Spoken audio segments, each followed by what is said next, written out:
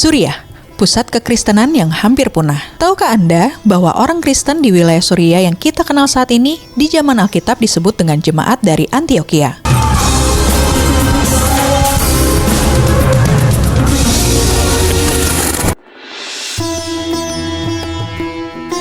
Kota Antiokhia di zaman Alkitab berada di bagian utara Syria yang masuk dalam provinsi kekuasaan Romawi. Ajaran Kristen mula-mula sudah berakar di wilayah Suriah sejak zaman Yesus. Hal ini dibuktikan oleh catatan Injil Matius 4 ayat 24 yang menyatakan, "Maka tersiarlah berita tentang dia di seluruh Syria, dan dibawalah kepadanya semua orang yang buruk keadaannya, yang menderita pelbagai penyakit dan sengsara, yang kerasukan, yang sakit ayan, dan yang lumpuh, lalu Yesus menyembuhkan mereka." Mengapa demikian? Sebab Yesus sering melayani dan memberitakan Injil Kerajaan Sorga di wilayah Galilea yang merupakan perbatasan antara Suriah dan Israel. Catatan Alkitab tentang Kristen Suriah. Menurut uskup dari abad kedua awal, Ignatius dari Antiokhia menyatakan bahwa sejak awal kekristenan berkembang cepat di daerah tersebut. Mereka mengaku gereja Antiokhia adalah penerus dari kepemimpinan gereja Rasul Petrus. Mereka juga mengakui Rasul Paulus dan Barnabas yang diutus kepada bangsa-bangsa, bukan Yahudi yang menyebarkan Injil di Antiokhia. Dari wilayah Suriah ini, berita Injil menyebar ke Edessa dan Asia Kecil. Catatan Alkitab tentang penginjilan di Suriah ada di Kisah Para Rasul 9, saat para murid melarikan diri dan Paulus mengejar mereka. Namun dalam perjalanan ke Damsyik atau saat ini kita kenal sebagai Damaskus, Paulus berjumpa dengan Tuhan dalam pertemuan supranatural.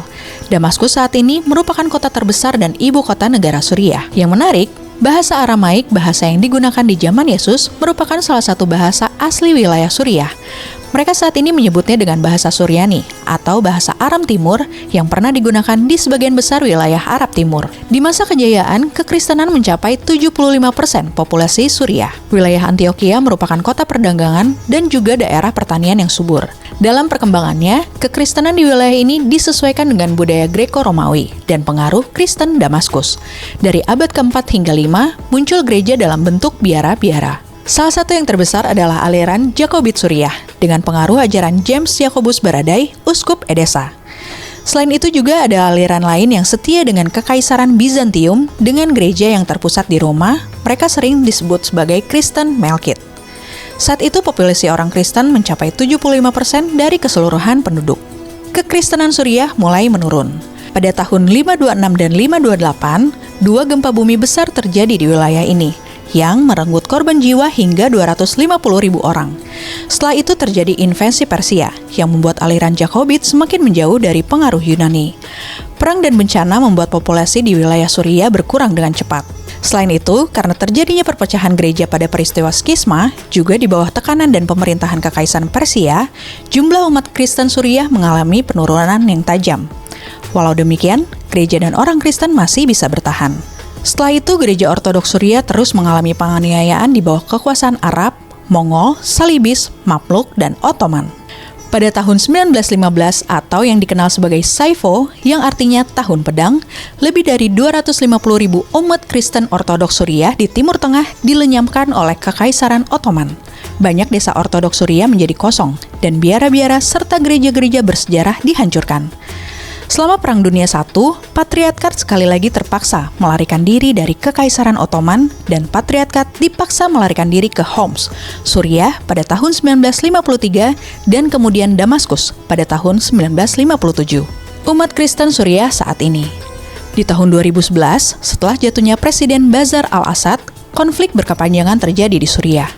Kelompok-kelompok Islam ekstremis seperti ISIS, Al-Qaeda, dan Al-Nusra tak jarang mentarget orang-orang Kristen di sana.